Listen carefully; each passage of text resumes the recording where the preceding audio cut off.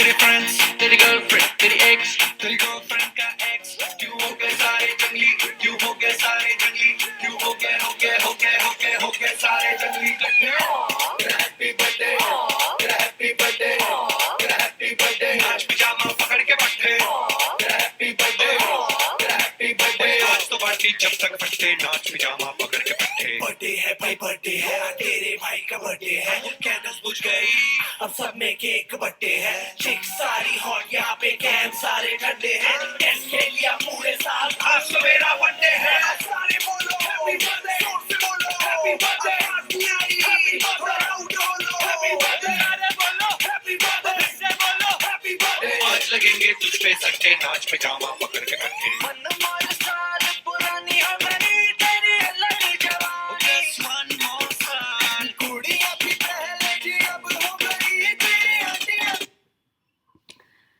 Hello दोस्तों, आज की तारीख है 21 जनवरी, दिन है शुक्रवार और मैं हूँ नई दिल्ली से प्रीति पांडे।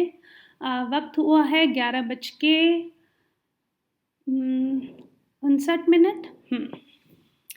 हिंदी मेरी भी अच्छी होती जा रही है, जितना जितना मैं कोशिश कर रही हूँ ना उतना ही। खैर, आज ये हैप्पी बर्थडे सॉन्ग इसलिए बज रहा है क्योंकि आज है मेरा जन्मदिन। So happy birthday to me. और आज है जन्मदिन हमारे भाई का। Happy birthday to Sushant Singh Rajput.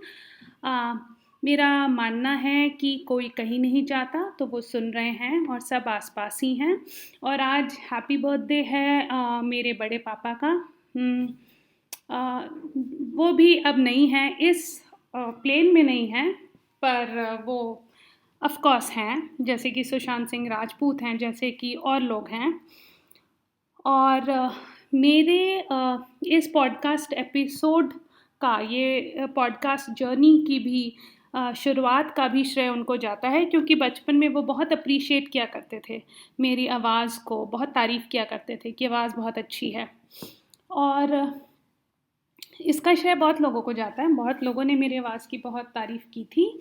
मेरे टीचर्स का, जिन्होंने मुझे मेरी प्रतिभा को पहचाना। मेरे ग्रेजुएशन के कॉलेज का, जो कि एक बहुत ही नॉर्मल और एवरेज कॉलेज माना जाता है, जो कि है मंडेलिया कॉलेज पिलानी।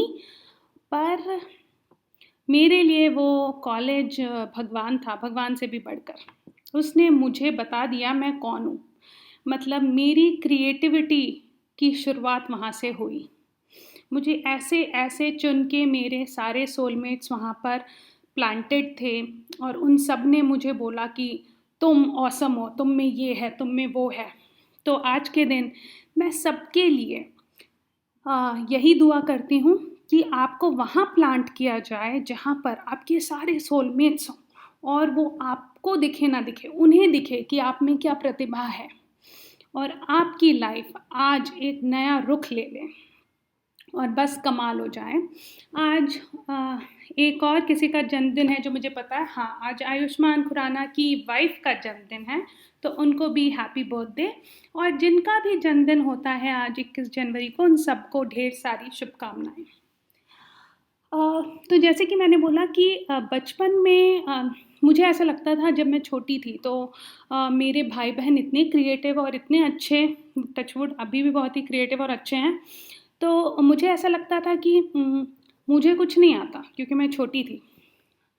मुझे धीरे धीरे पता चला नहीं, मुझे बहुत कुछ आता है, क्योंकि मुझे करने की ज़रूरत ही नहीं पड़ी ना, तो मुझे पता ही नहीं चला मुझे आता है। जब मैं ग्रेजुएशन में गई और जब मैं ये एक कॉलेज में गई, जो लोग बोलते हैं अरे इसमें तो कोई भी जा सकता है, तो मैं बोलूँगी बहुत पुण्य करने के बाद ही आप जा सकते हैं इस कॉलेज में, क्योंकि इसके जो टीचर्स हैं, इसके जो मेंटर्स थे और ये जो आसपास जितने भी लोग थे, वो चुन चुन के आए थे। और मुझे याद है कि मैं 2001 से 2003 तक वहाँ पे थी। तो मैंने किया अपना BSc इन कंप्यूटर एप्लीकेशन, और उससे पहले थी मैं कमला नेहरू कॉलेज में। तो मैंने कमला नेहरू कॉलेज में मैंने हिस्ट्री पढ़ रही थी। अचानक से एक दिन मेरे पापा को लगता है कि नहीं, मेरी बेटी को तो साइंस ही पढ़ना है, साइंस की स्टूडेंट है, तो वो मुझे मंडेलिया कॉलेज पिलानी भेज देते हैं।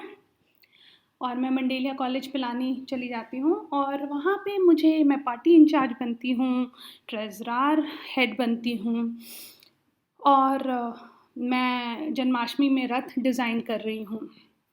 मेरी हैंडराइटिंग की बहुत तारीफ़ हो रही है, तो एनुअल डे के कार्ड्स प्रिंट हो रहे हैं और मुझे बोला जा रहा है कि कार्ड्स प्रिंट हो चुके हैं, कम पड़ गए हैं, तो अब तो वक्त भी नहीं है प्रिंट कराने का। ये उस वक्त की बात है जब इतना कुछ डिजिटल होता नहीं था। तो एक काम करो, तुम्हारी हैंडराइटिंग बहुत अच्छी है, और ना तो कोई सुनने के लिए तैयार नहीं था, बोलते तुम लिख दो सारे कार्ड्स। मैं सोच रही हूँ ये तो पनिशमेंट हो गया कि हैंडराइटिंग अच्छा होना, काश मैंने गंदा लिखा होता। तो खैर मैं वो कार्ड्स बना रही थी और ये भी बहुत ही इंटरेस्टिंग है कि लोगों को फर्रे जब बनाने होते थे तो वो आ जाते थे मेरे पास। तो मैं तो नहीं फर्रे बना रही होती थी, जब पर मेरे जो दोस्त होते थे वो आके बोलते, देख तेरी हैंडराइटिंग बहुत अच्छी है, और जो फर्रे हैं ना वो तो पास करने हैं। अब जब पास करेंगे हम फर्रे तो सबको समझ आना चाहिए हैंडराइटिंग। तो तेरी ही एक ऐसी हैंडराइटिंग है ना जो जिसके पास फर्रा पहुंचेगा ना उसे समझ आ जाएगा। तो मैंने फर्रे भी बनाए, वो फर्रे पकड़े भी गए। क्यों? आपकी हैंडराइटिंग इतनी अच्छी थी कि दूर से भी कोई देख के बता देता था, अरे ये तो इसी की हैंडराइटिंग है, पकड़ो इसको। तो मैं तो बड़े बवाल किए और बड़ा मज़ा आया। और एक बार स्ट्राइक भी हुआ उस कॉलेज में और मैंने कराया और मैंने बोल दिया कि ऐसे ही जोश में तैश में कि मैं तो प्राइम मिनिस्टर बनूंगी एक दिन, देखना। तो मुझे बहुत हंसी आती है अब सोच के कि कितने मज़े किए और कितना बवाल किया। और एक बार वर्ल्ड कप हो रहा था, हमें तो भाई क्रिकेट देखना था क्योंकि बचपन से हमारे खून के अंदर क्रिकेट डाल दिया गया, तो हम ऐसे कैसे हम वर्ल्ड कप नहीं देखेंगे। तो हमने टीवी नीचे से उठा के बिना बताए पूरी वो स्क्रिप्टेड, मतलब वो स्क्रिप्ट किया गया कि कैसे टीवी ऊपर ऊपर ले जाके कनेक्शन डाल के हमने वो फाइनल मैच देखा था वर्ल्ड कप का, जिसमें इंडिया हार गया था जितना मुझे याद है। तो ठीक है, बहुत मज़े किए, बहुत बहुत मज़े किए। और ये बोलने का यही मतलब है इस नई जनरेशन को कि हमें पता है कि आपको कैसा फील होता है। और as a child and adolescent counsellor I wish to every kid and for every kid कि आप ऐसे जगह प्लांटेड हो जहाँ लोगों को आपकी प्रतिभा दिखे, आप बहुत मस्ती करें, कमाल मस्ती करें, पर जो लिमिट है वो इतनी ही रहे कि जितना रायता फैला हो उसको समेटा जाए।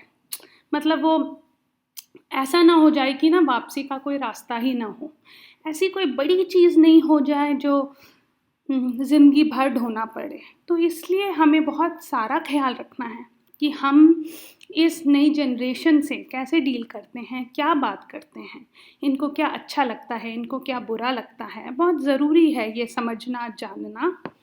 और बचपन में भी जितना मुझे याद है कि लोगों ने मेरे हैंडराइटिंग पे बहुत काम किया। इवन जो बड़े पापा हैं जिनका बर्थडे आज ही के दिन होता है, मुझे याद है जब वो आते थे उन्होंने मेरे पापा जो कि उनके छोटे भाई हैं उनको मतलब उनकी पूरी एजुकेशन में और सब में वो बहुत ही प्रभावित किया, पढ़ाया, मेहनत किया, बहुत मेहनत किया। और उन्होंने सिर्फ उन पे ही मेहनत नहीं किया, हम पे भी किया। तो मुझे याद है जब वो आते थे तो वो हैंडराइटिंग चेक करते थे और वो बोलते थे कि अरे ये आर सुंदर नहीं है, तो तुम मुझे बोलते थे कि तुम इस आर को 10 बार लिखो, 20 बार लिखो, 25 बार लिखो। तो वो लिख लिख कर धीरे धीरे मुझे पता ही नहीं चला और धीरे धीरे मेरी हैंडराइटिंग इतनी अच्छी हो गई। तो ये बात बहुत ज़रूरी है कि पहले बच्चों को पालना और उनको बड़ा करना बहुत आसान था, क्योंकि जो मेरे ख्याल से छोटे शहरों में आज भी वो खुशबू है, शायद वो जॉइंट फैमिली वाली, या कोई भी एक अच्छा इंसान गुजर जाता था तो एक बच्चे को एक रुख देकर चला जाता था। आजकल ये न्यूक्लियर फैमिलीज़ और ये जो कोविड भी हो गया है, जो हमें बंद बंद रहना पड़ रहा है, हम और हमारे बच्चे को कुछ नहीं सीखने को मिल रहा, ये बहुत ही बड़ा मैं कहूँगी चैलेंज है हमारे टाइम के लिए। पर ठीक है, अगर हम इस पे ध्यान देंगे तो शायद ये ठीक हो जाएगा।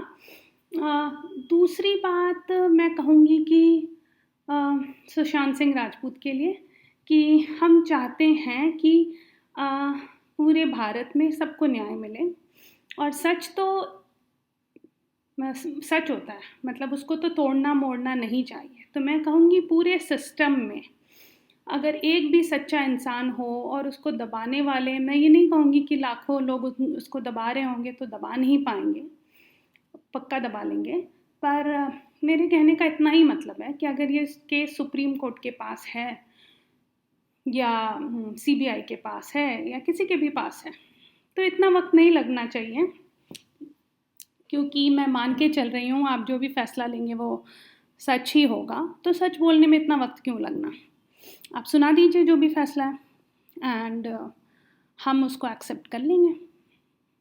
हमारा तो काम है आप पे विश्वास रखना। अब मैं चाहूँगी कि मैं मूवी का रिव्यू करूँ, और आज जो मूवी मेरे जहन में है वो है अतरंगी रे, जिसका रिव्यू मैंने फेसबुक और इंस्टाग्राम पे तो कर दिया है।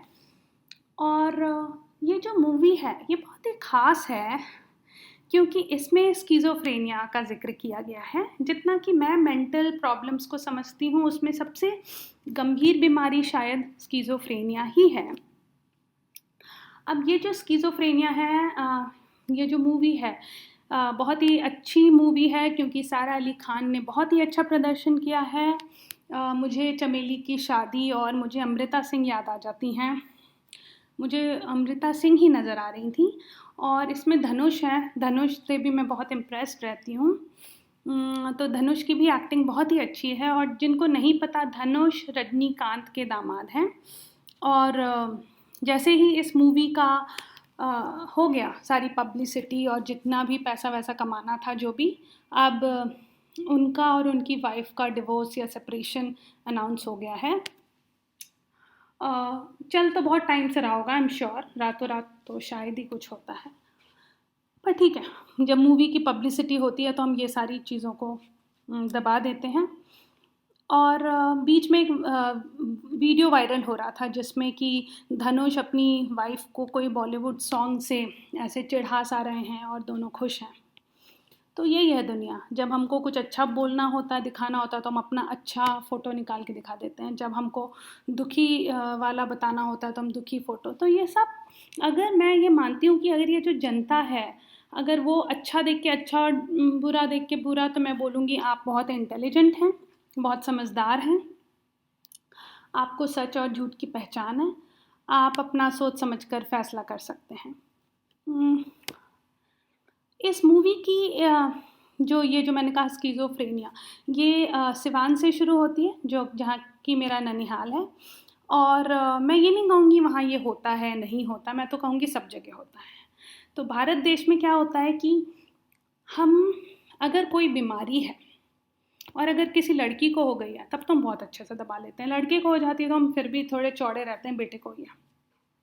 मैं ओवरऑल गांव, शहर, कस्बा, जाति, सबको एक समान समझ के बोल रही हूँ, जो भी बोल रही हूँ।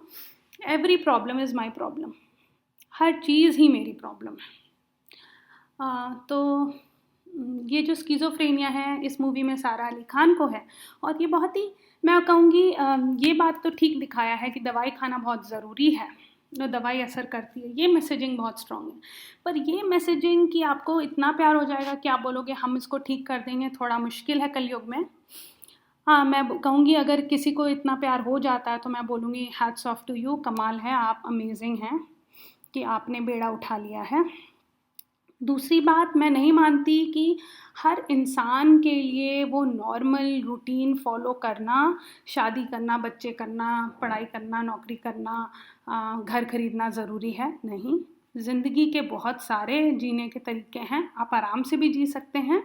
इन लोगों को ढेर सारा प्यार चाहिए, बहुत सारा विश्वास चाहिए, और इन पे ज़ोर नहीं डालना चाहिए, इनको आराम से जीने देना चाहिए, इनके सुपर पावर को समझना चाहिए उस सुपर पावर को सराहना चाहिए। तो यही मेरी विनती है सबसे कि इन लोगों के साथ ज़बरदस्ती ना करें, इन लोगों को लेकर किसी से झूठ ना बोलें, इन लोगों को फोर्स ना करें कि इन्हें झूठ बोलना पड़े, क्योंकि एक बीमार इंसान को आप बोल दो कि तू झूठ भी बोल साथ में, मतलब कितना कितना भारी है ये। और मैं नहीं मानती कि किसी के लिए भी ये चीज़ नहीं है, क्योंकि आज की तारीख में ये बीमारी या कोई भी बीमारी हर घर में है, या हर पड़ोसी में है, या हर दूसरे घर में है, या एक्सटेंडेड फैमिली में है, रिश्तेदारी में है। बस बात इतनी है कि हम दबा देते हैं और हम सोचते हैं किसी को नहीं पता चलेगा, पर ये गलत है। दूसरी बात, जो वो लोग हैं मेरे जैसे जो सोचते हैं कि वो बड़े परफेक्ट हैं, हम परफेक्ट नहीं हैं। इंडिया में ऐसा कोई लॉ ही नहीं है कि हर 6 महीने या 1 साल में हमारा हेल्थ चेकअप या मेंटल चेकअप मैंडेटरी हो। तो हम सब कहीं ना कहीं पागल हैं, हम सब कहीं ना कहीं बीमार हैं, पर हम मान के चल रहे हैं कि हम बड़े औसम हैं। तो अगर आपके आसपास ऐसे लोग हैं जो आपको ये फील कराते हैं कि आप में प्रॉब्लम है और हम औसम हैं, तो वो तो झूठ बोल रहे हैं। तो आप उनका ना सुने। और जाते जाते, क्योंकि मैंने काफ़ी वक्त ले लिया है और मुझे आज कुछ कमाल तो करना है क्योंकि मेरा जन्मदिन है, तो मैं यही कहूँगी कि अपने ऊपर विश्वास करना कभी ना छोड़ें, अपने आप को ज़रूर ढूंढें और कुछ ऐसा हमेशा करें कि आप खुद से इम्प्रेस्ड रहें और आपको सबसे अप्रूवल लेने की ज़रूरत नहीं है। जैसे कि जब मैंने तय किया था कि मुझे पॉडकास्ट एपिसोड बनाना है, या मुझे ब्लिंक ऑफ एन आई बनाना है, या मुझे काउंसलिंग करनी है, या मुझे कोई नौकरी करनी है, मुझे नहीं लगता मैंने किसी से पूछा। मैंने तभी पूछा लोगों से जब मुझे वो चीज़ नहीं करनी थी, या मेरे आत्मा को पता थी कि मैं ये नहीं कर सकती हूँ, पर मैं फिर भी लोगों से पूछ रही थी ताकि कोई तो हाँ बोल दे कि मुझे बेटर फील हो जाए और मैं जाके ये कर दूँ। जब आपको सच में पता होता है ना कि आपको वो चीज़ करनी है, तो वो आप कर लेते हो और कोई फ़र्क नहीं पड़ता अगर आगे चलकर, मैं तो बहुत ओपनली बोलूँगी, ब्लिंक ऑफ एन आई बंद हो जाए, पॉडकास्ट एपिसोड बंद हो जाए, कोई फ़र्क नहीं पड़ता। जो आपकी स्पिरिट है, जो आज है, वो इम्पॉर्टेंट है। कल सुबह तो हमें पता ही नहीं क्या होने वाला है, तो इसलिए कोई फ़र्क नहीं पड़ता आगे क्या हो रहा है, कितनी ऊंचाई में चले गए, कोई फ़र्क नहीं पड़ता, कितने पैसे कमा लिए, कोई फ़र्क नहीं पड़ता। सब झूठ है। अगर आप अंदर से खुश नहीं हैं, अगर आपकी आत्मा खुश नहीं है, अगर आप अपने आप को, आपको ज़ोर लगाना पड़ रहा है उठने में, बैठने में, कुछ करने में, कुछ सोचने में, तो मैं बोलूँगी ये पैसे, रुपए, ये जो हम नौकरी करते हैं 9 to 5, या बिजनेस ही करते हैं, या कुछ भी करते हैं, सब बेकार है, कि कोई फ़ायदा नहीं इन सारी चीज़ों का। तो मैं यही उम्मीद करती हूँ आज 21 जनवरी 2022 में कि सब खुश रहें, मज़े में रहें और वो करें जो वो चाहते हैं वो करना। और ये भी बता दूँ, आसान नहीं है, तो आसान तो कुछ भी नहीं है, खुद को दबाना भी आसान नहीं है, तो कम से कम वो मुश्किल काम करें जो कम से कम खुशी तो दे।